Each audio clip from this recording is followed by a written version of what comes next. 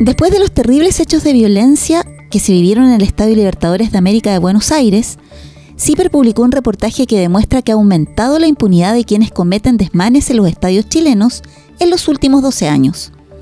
Los casos se han multiplicado, pero las sanciones y detenciones, curiosamente, han disminuido drásticamente para los barristas violentos. Escuchas el radar de CIPER, las noticias más importantes de la semana seleccionadas para ti por el equipo de CIPER. Hoy te contaremos detalles de la sorpresiva renuncia de Mario Marcel al Ministerio de Hacienda, que la Fiscalía presentó su acusación contra la diputada Catalina Pérez y los otros 3 involucrados en el famoso caso Convenios, y que la DIPRECA hizo una auditoría a sus pensionados mayores de 100 años, descubriendo que varios de ellos ya estaban fallecidos. En este nuevo radar también te vamos a contar que el lunes la Corte Suprema va a revisar los cuadernos de remoción de los magistrados vinculados al caso Hermosilla. Y también te vamos a contar que los delitos de homicidio calificado y robo con intimidación han disminuido este año. Soy Claudia Urquieta y me acompaña el periodista Mauricio Ávila. Esto es el radar de CIPER.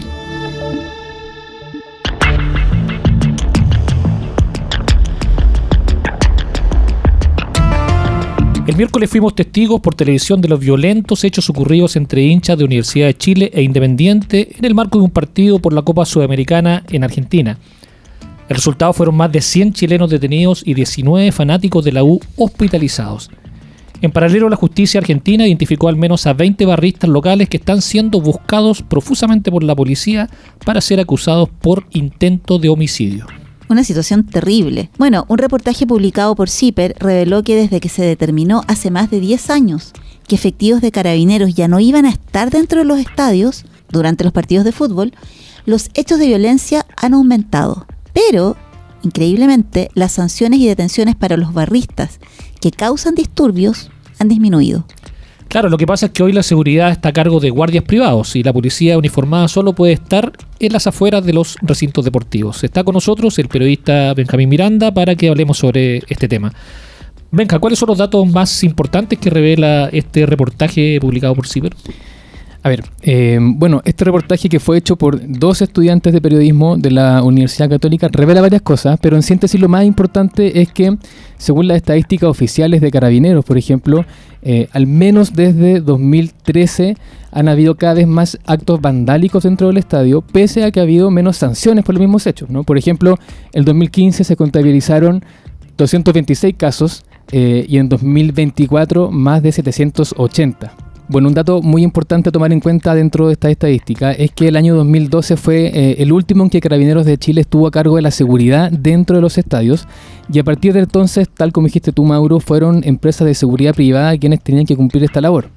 Benjamín, bueno, las imágenes que vimos desde Buenos Aires, pudimos apreciar que no había ni guardias ni policías cerca, ¿verdad? Pero la verdad es que yo te puedo decir que yo no voy al estadio en general, no soy muy asidua al fútbol, entonces no tengo muy claro cómo es en Chile. ¿Nos puedes contar cómo es? Una de las principales diferencias es que en Chile uno puede optar qué tan cerca o qué tan lejos puede o quiere estar dentro de la barra brava, ¿no? Y aquí vamos a hablar de barra brava como ese núcleo de personas que en realidad solamente van al estadio para causar desmanes, los grupos más violentos de estas mismas barras. Entonces, uno en Chile puede pagar una entrada que te va a mantener más alejado o más cerca de ese grupo, pero eso no ocurre cuando tu equipo viaja al extranjero y te dan una bandeja, vamos a tomar el caso de la U, ¿no?, de esta semana, por ejemplo, solamente para 3.500 personas, donde conviven físicamente muy cerca las familias que deciden viajar para ver a su equipo con estos grupos que sí se dedican mayoritariamente a, por ejemplo, a lanzar proyectiles, en el caso del partido de la U con Independiente, a romper elementos como una taza de un baño, ¿cierto?, en las butacas del estadio. Entonces, esa proximidad física es lo que finalmente genera un riesgo para grupos que no están preparados, porque tampoco es objetivo enfrentar ese nivel de violencia, ¿sí? Bueno, fue tan brutal lo que vimos en Buenos Aires que hubo una reacción del presidente Boric por Twitter, ¿cierto? Y también ordenó que viajara el ministro de Interior Álvaro Elizalde a acompañar a los chilenos heridos y detenidos allá en Avellaneda. Claro, y también es importante señalar que quienes fueron víctimas de la violencia descarnada de personas de Independiente, de las barras bravas Independiente, no fueron solamente la barra brava de la Universidad de Chile, ¿no? También fueron familias, fueron niños, fueron mujeres, fueron adultos mayores, y en función de eso me parece que es que el presidente, como dices tú, Mauro, destinó que vaya el ministro del Interior, ¿cierto? Porque determinó que en realidad había más de 100 personas chilenas, independientes si eran o no, si habían producido o no estos actos vandálicos, cuyos derechos estaban en juego, ¿no? Dentro de la comisaría de Buenos Aires, y finalmente esa decisión logró que al menos en la mañana de este viernes se liberaran a más de 100 chilenos que estaban detenidos, que según entiendo ya estaban planificando su retorno a Santiago. Y hay algunos heridos que quedaron graves en hospitales. Claro, hay heridos que incluso una vez que se les dio el alta pasaron a ser detenidos, ¿no? A las comisarías, ¿no? Y como recién están siendo liberadas, estas personas se están conociendo con el correr del tiempo nuevos testimonios que, en fin, van agregando más ingredientes a esta historia que todavía queda por descubrir. Benjamín, bueno, me queda bastante clara la situación que nos comentas dentro de los estadios en Chile, pero Boric envió a Elizalde a Argentina. ¿Me podrías comentar si hubo algún tipo de crítica al respecto? ¿Qué pasó? Sí, bueno, aparte del efecto que habría tenido respecto de la liberación de estas personas, efectivamente la oposición al gobierno criticó que el presidente haya tomado carta en el asunto de esta manera, pero lo cierto es que lo que él hizo fue activar la diplomacia, ¿sí? De hecho, el ministro Elizalde se sentó, tuvo un punto de prensa con su símil de Argentina, Patricia Bullrich, en la que comentaron sobre los hechos que sucedieron dentro del estadio, y que iban a hacer todo lo posible para identificar a aquellas personas de Independiente que agredieron a los hinchas de la Universidad de Chile. Muchísimas gracias, Benjamín. Ya volvemos con la salida de uno de los pilares del actual gobierno, el ex ministro de Hacienda, Mario Marcel. ¿Te gusta el trabajo que hacemos en CIPER? Entonces te invitamos a apoyarnos. Hazte socio, hazte socia y ayúdanos a seguir investigando. Estás escuchando el radar de CIPER. Mario Marcel sorprendió este jueves con su renuncia al Ministerio de Hacienda, después de que en su gestión contuvo la inflación y el desempleo. Con él al mando de las finanzas públicas, el año pasado el país logró un crecimiento económico de 2,4% y cierra esa etapa como una de las personas que mejor ha hecho su trabajo en el gobierno del presidente Gabriel Boric. Según se dio a conocer oficialmente, la salida de Marcel se debe a motivos personales. Pero mejor escuchemos la explicación que él mismo dio en un punto de prensa. Pero ahora es tiempo de partir, porque 10 años en la primera línea de la economía o 16 años en el Ministerio de Hacienda ya son bastantes, bajo cualquier métrica, incluso la que aplica a nivel personal y familiar. Los padres muchas veces nos consolamos con las horas que hemos dedicado a los hijos, hablamos de tiempo de calidad, pero la verdadera métrica que tiene que aplicarse es el tiempo que los hijos requirieron de uno. Y muchas veces eso nos deja en un déficit importante. Esta decisión de Marcel llevó a un cambio de gabinete en el que Nicolás Grau, quien era el ministro de Economía, asumió el cargo de Marcel. Aunque Grau ha sido cuestionado por la oposición, será el encargado de dar término a los últimos 7 meses del gobierno de Gabriel Boric, con el objetivo de mantener los recursos fiscales equilibrados. Así es, Mauricio. Bueno, a la vuelta vamos a contarte sobre los detalles de la acusación que presentó el Ministerio Público en el famoso caso Democracia Viva. ¿Te gusta el trabajo que hacemos en CIPER? Entonces te invitamos a apoyarnos. Hazte socio, hazte socia y ayúdanos a seguir investigando. Continúa escuchando el radar de CIPER. Luego de 2 años de investigación, Claudia, la Fiscalía finalmente presentó su acusación por el caso Democracia Viva.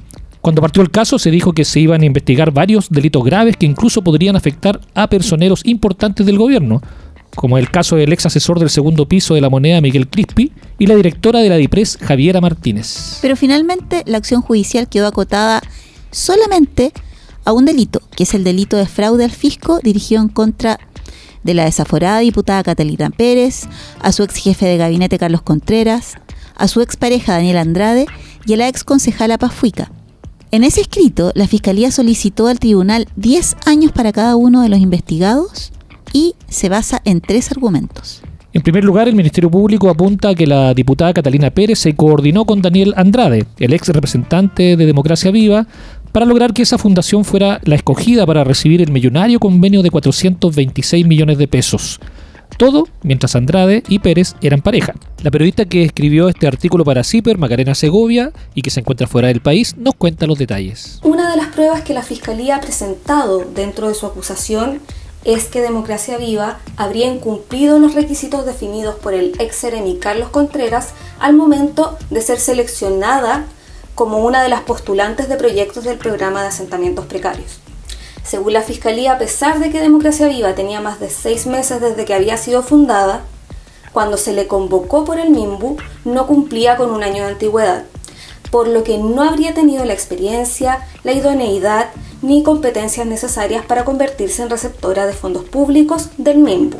Otro argumento de la acción judicial tiene que ver con el ex CRM de Vivienda en la región de Antofagasta, Carlos Contreras.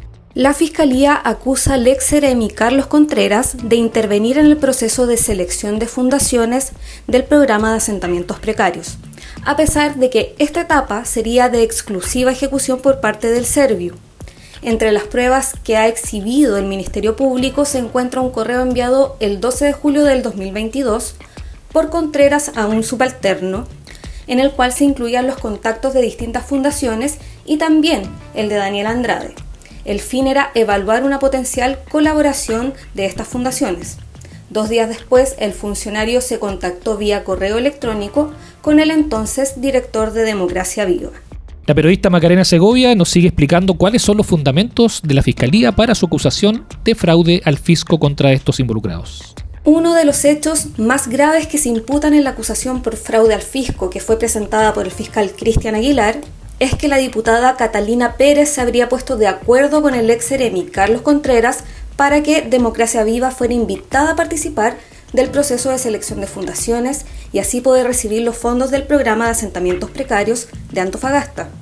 La supuesta coordinación entre Contreras y Pérez se reitera varias veces en el documento de la Fiscalía, pero hasta la fecha el Ministerio Público no ha exhibido las pruebas de estas tratativas previas a la firma de los convenios.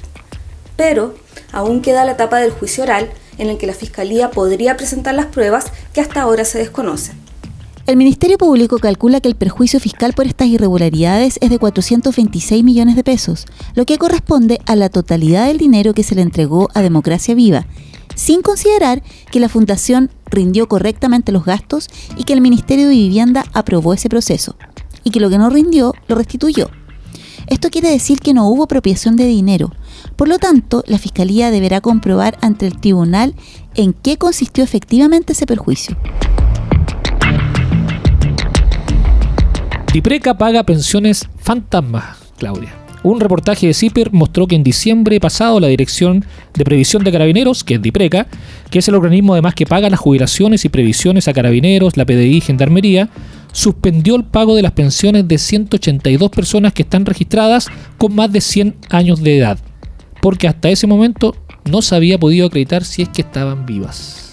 Una historia increíble, la verdad. La primera alerta la dio la Contraloría General de la República hace un par de años, en el año 2021, cuando detectó que 4 personas que ya habían fallecido recibieron jubilaciones. Esto llevó a que la Dipreca realizara un informe interno. En este informe se identificó que 182 personas figuraban con más de 100 años, a los que se les suspendió el pago de la pensión hasta que enviaran un formulario con documentos que acreditaran que seguían con vida. O sea, ellos mismos tenían que decir, sigo vivo. Exacto.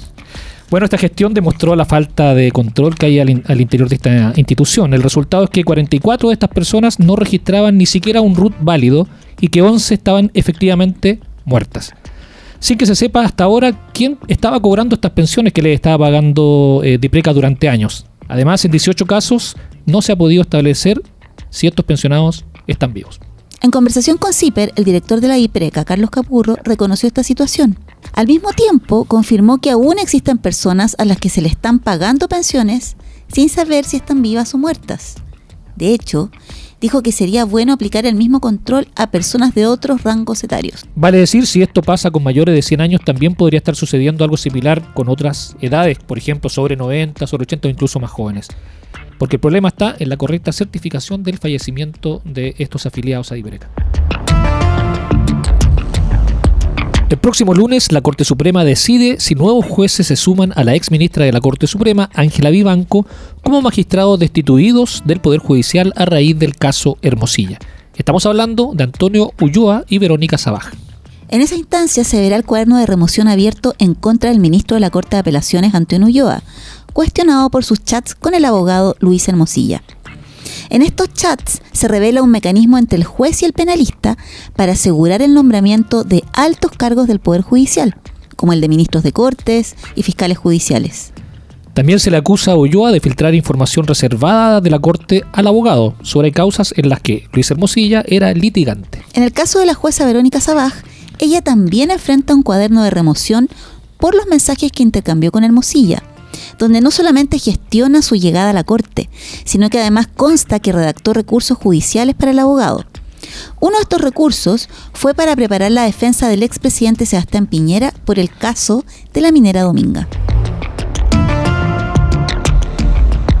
Cerramos este radar con un informe del Ministerio Público que revela que durante el primer semestre de este año 2025, los homicidios calificados, atención, disminuyeron un 15% y que el robo con intimidación, este famoso delito que incluye portonazos, encerronas y ese tipo de ilícitos, bajaron un 14%.